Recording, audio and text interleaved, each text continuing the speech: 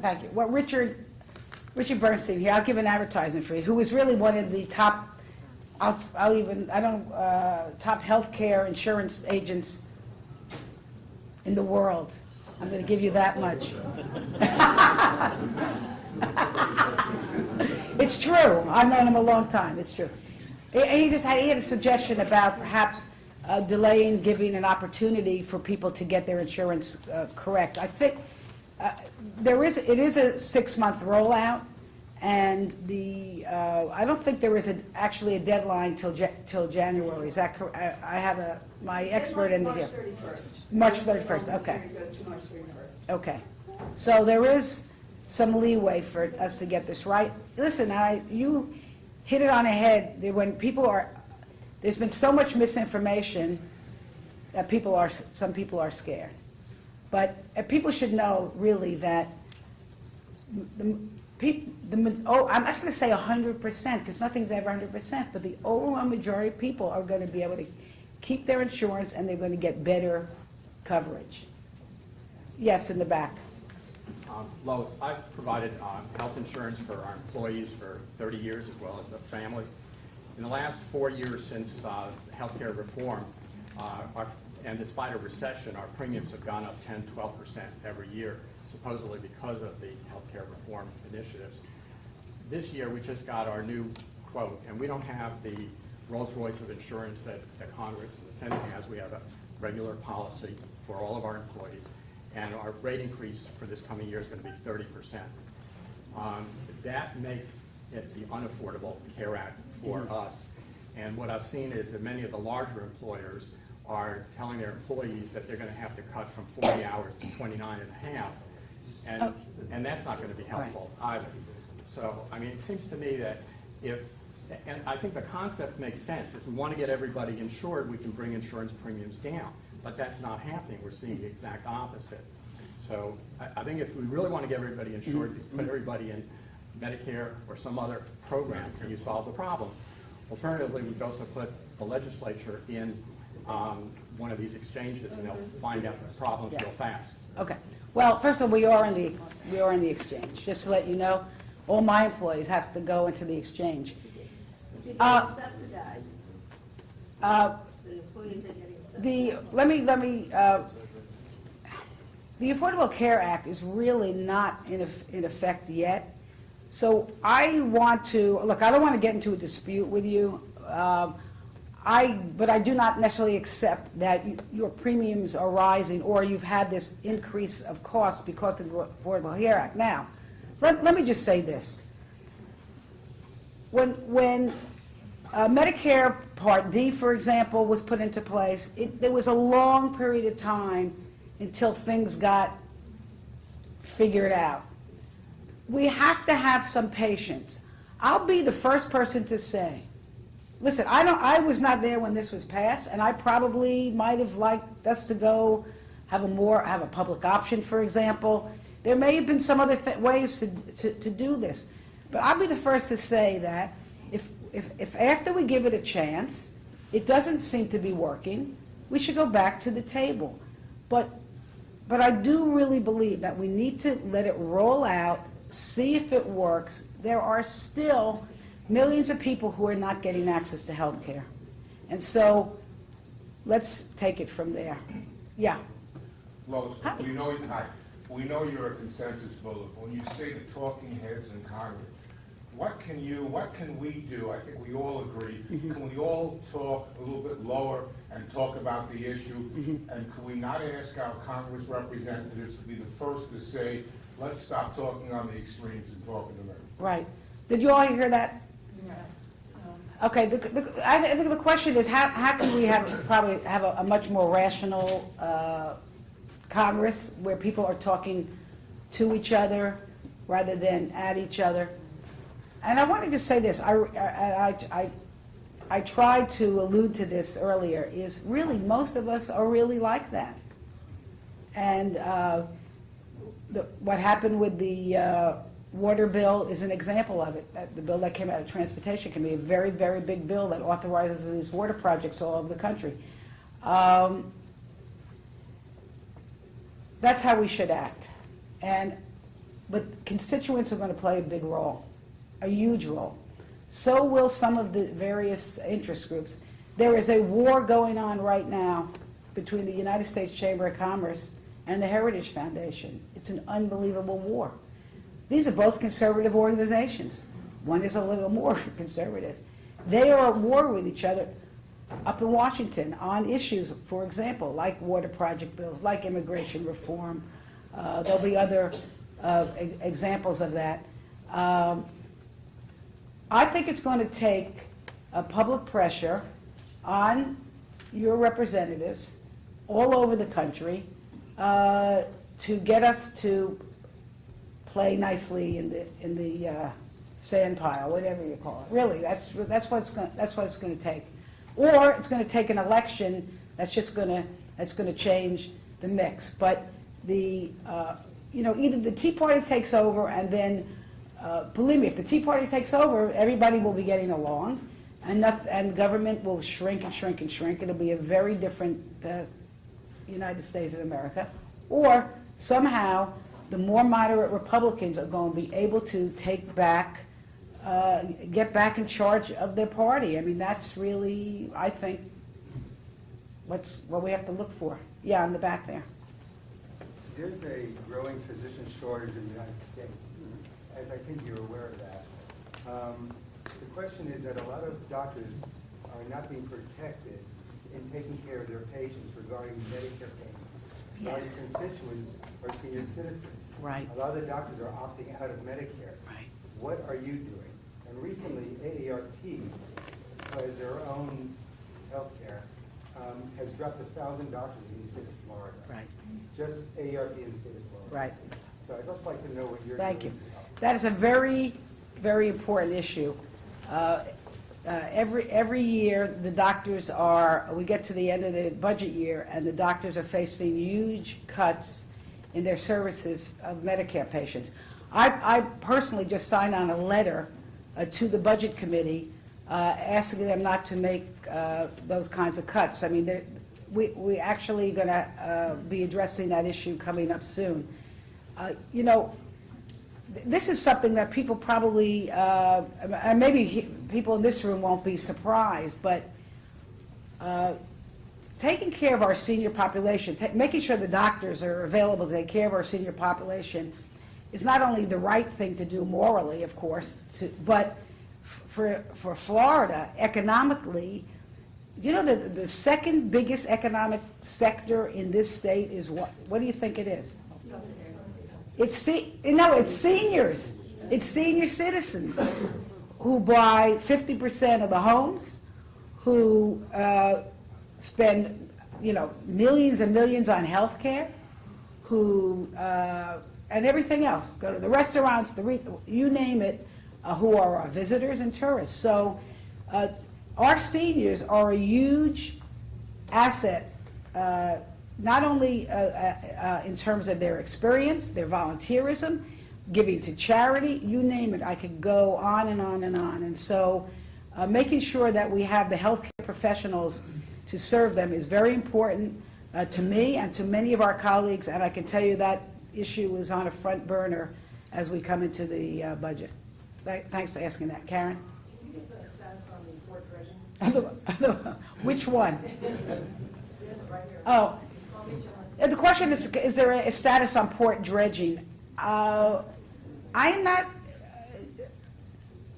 my last conversations with them is that they don't really have the money to do port dredging. Now, for the federal government to be involved with port dredging, we just did part of this water bill that we passed, authorized some huge dredging projects in Miami, in Port Everglades, in Fort Lauderdale, and in Jacksonville.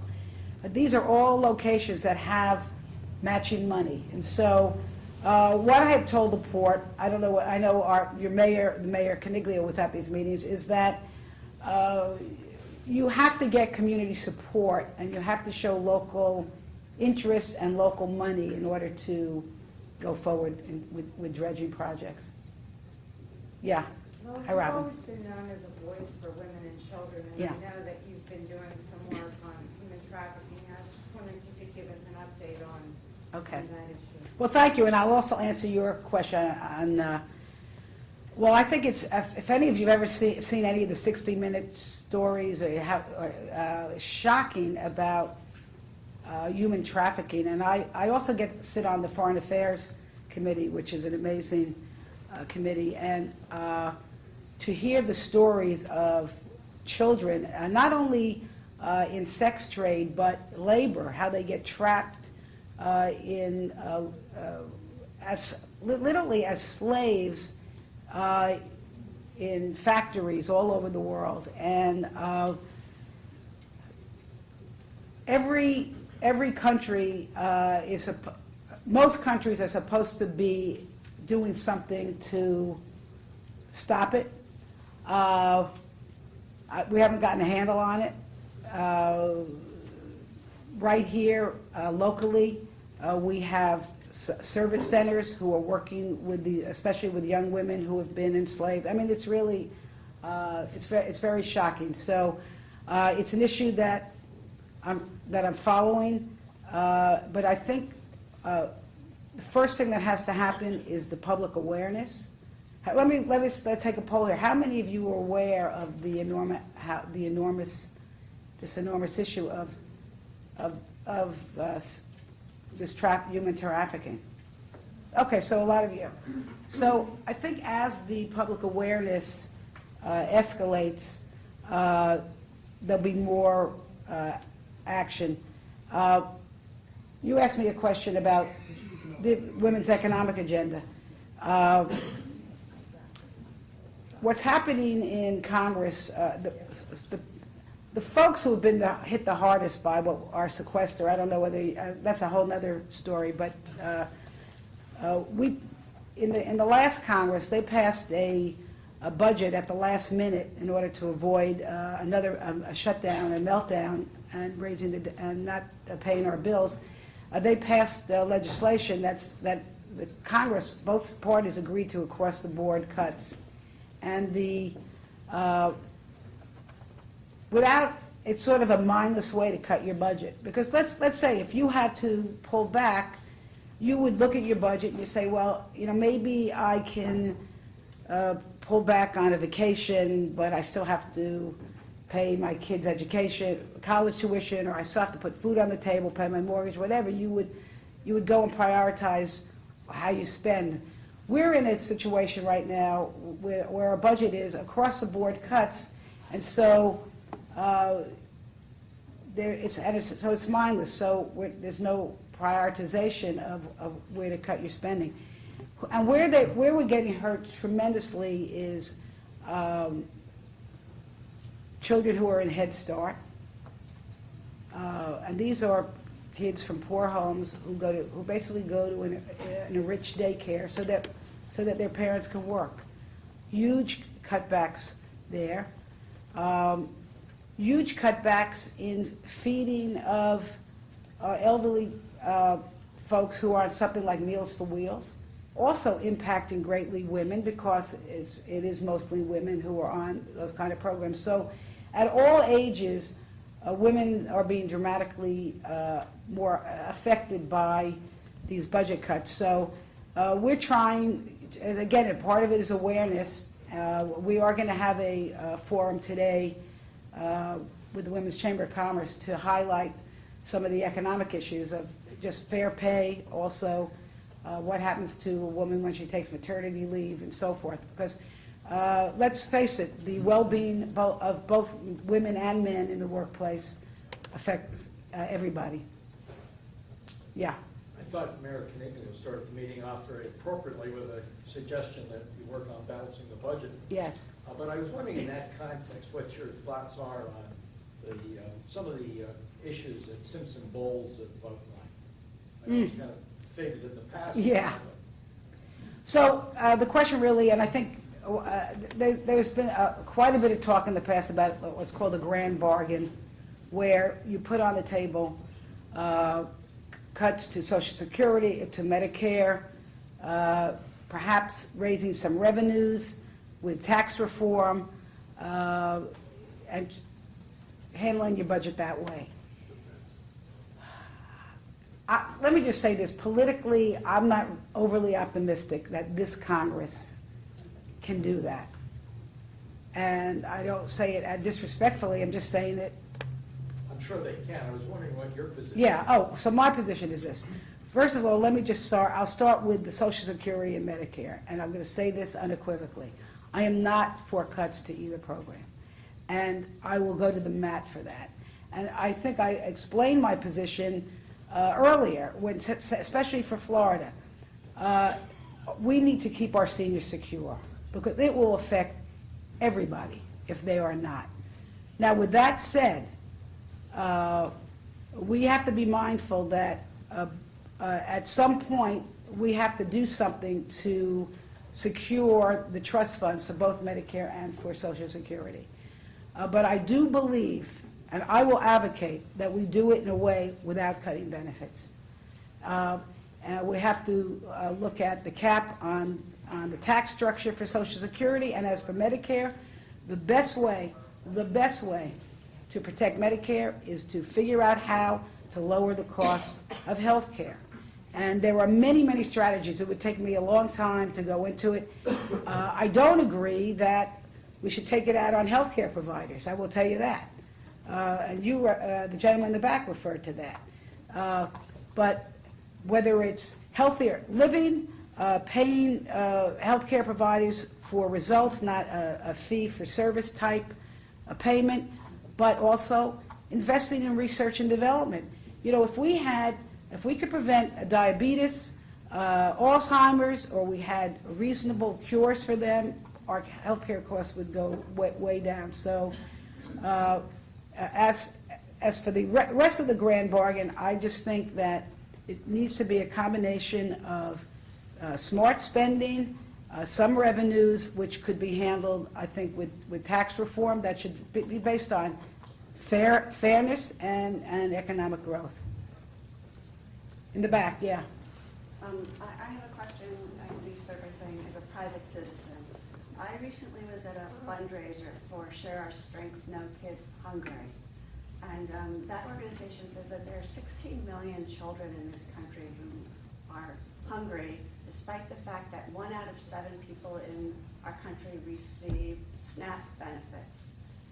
Is there a way that Congress can make that distribution of food stamps more effective? Well, that's a very interesting, I have not heard that, but everybody should know that there are a lot of hungry children in this country, and a lot of people, you should also know that if we make the kind of cuts to the food stamps that our Congress is, not the Senate, but the House is trying to make, there will be millions and millions of more children who will be hungry. It's probably one of the worst days for me that I was in Congress when I saw our House vote to cut the food stamp program by about $40 billion over the next 10 years. And most of the fact of that is most of the folks on food stamps are children.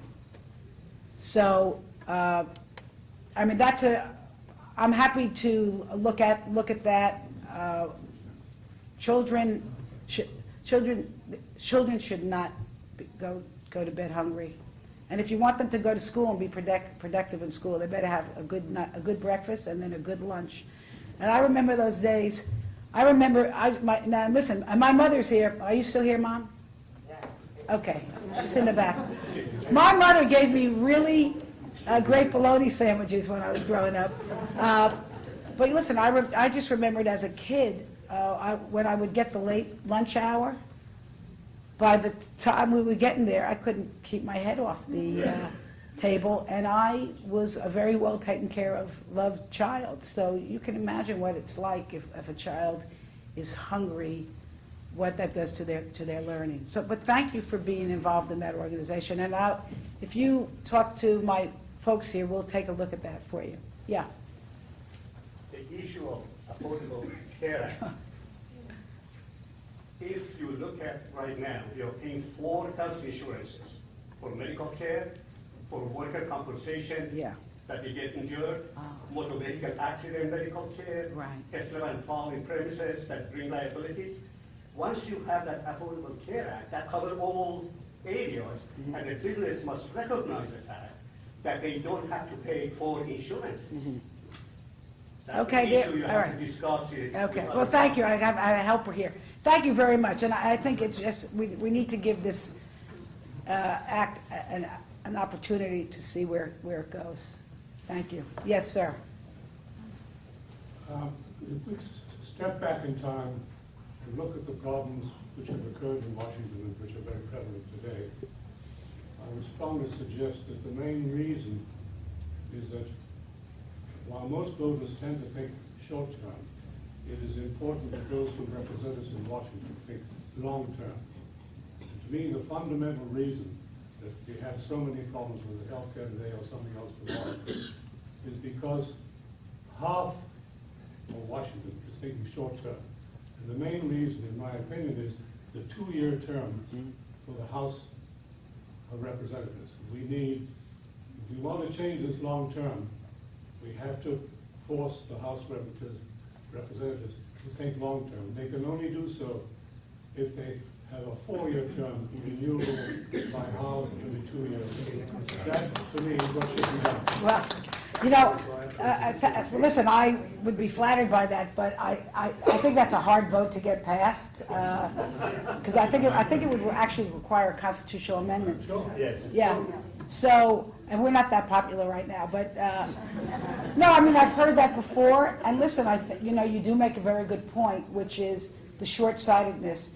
And the other, there's another part to that, which is the reapportionment around the country. The districts are drawn in most states in such a way to heavily favor one party or another. Out of 435 seats in the Congress, take a guess how many seats are probably even considered possibly competitive. Pick a number. About 50, maybe. And that's a stretch. And that's why these primaries are now becoming so important. And that's why when I alluded to the battle between, especially in the Republican Party now, between the Chamber of Commerce, the business type people, and then some of the more conservative, social Tea Party folks. And that's where you're going to see a lot of the battles, I think, over the next couple of years. Have I had it? I'm getting the yank. Okay, one more. Carol, go ahead. Well, just in terms of your position on the Foreign Affairs Committee, could you give us some background on what you see as developing in terms of the initiatives with Iran and the problem Sure. with Syria and so on? Okay, Foreign Affairs. What an extraordinary committee to be on. And again, it's another committee that has really been. It's mostly nonpartisan, really, because we all. Except when we talk. I don't understand. I want to give you something, just a very funny example. My first day, this was my first committee ever in Foreign Affairs, and guess who the witness was? I know, Cynthia, you're going to guess. Hillary Clinton. And the issue was Benghazi. And she was still the Secretary of State, and she comes in, and I was so excited. And when you're in Congress, you sit on levels, and you get, well, everyone gets 5 minutes. She got, 15 minutes, 20 minutes to give her talking points. And then they go to the Congress, and you each get 5 minutes. And I figured you get 5 minutes to question. So I got all my questions and everything ready.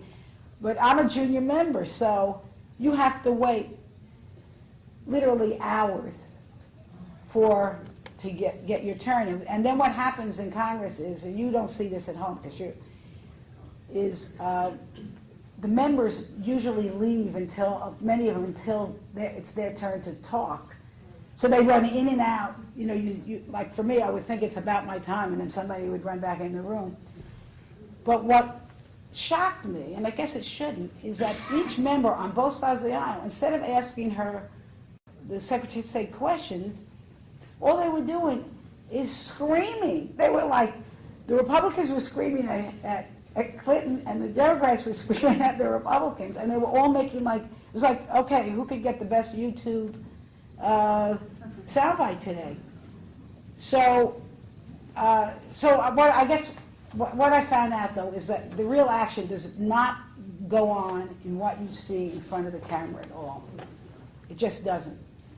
Well, let me tell you one thing that we were able to do that came out of that hearing that probably no one ever heard about, never read about, or whatever, on a bipartisan basis.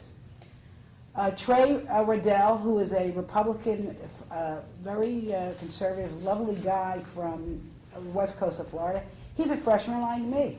He was probably sitting there as shocked as I was. And Hillary Clinton was asked, what would she suggest in order to improve security? And she said, one of the things she said over the shouting and screaming of everybody who was there was, we have to give the lowest bidder the security contract. We would like to be able to look at other qualities. So very quietly, Trey and myself, we actually put a bill together that did that, and we actually got it passed. So, and it's actually the law. So, no, we're not the only amazing people. I'm telling you that you're not really you don't see everything. I have the one great thing about not only I've got to travel around the world, and I travel. You travel bipartisan. I went to Tokyo, Abu Dhabi, Cairo, and Brussels with Michelle Bachmann, and 5 members of the Tea Party, and one other Democrat. And I want to tell you what, we got along great. And we don't agree on a lot of things, but it's collegiate. And we got to go around.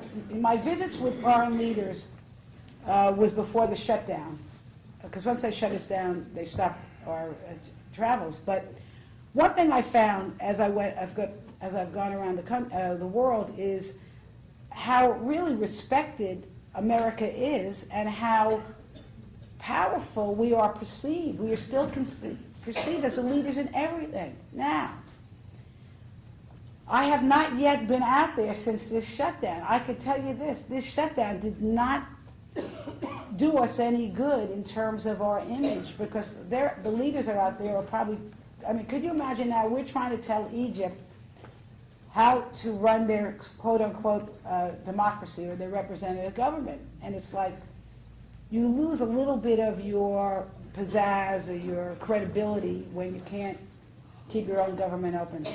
But the fact of the matter is, we've persevered a lot in this country, and it's still a great place to be. And for me, I tell people, I fight with my colleagues all the time about one thing: who really represents paradise? And I say it's me. And I know this, that at the end of a week, no matter how it's gone, I'm getting to a much better place. And it is an honor and a privilege to represent all of you. And I want you to know, regardless of what side of the aisle you are on, my office is open. I am accessible. My team is accessible. Stephanie can wave. She's my Palm Beach outreach. Felicia is my district director. We are very accessible. We help you. Little things. You need a visa. You're having trouble with a passport. You have an immigration problem. Social Security. Anything federal. And even if it's not, we'll get you to the right place. We are here to be hands-on. It's not just about passing legislation. It's about helping you get through the bureaucracy of the federal government, making life better for you in the ways that we can. Again, thank you for your time and attention.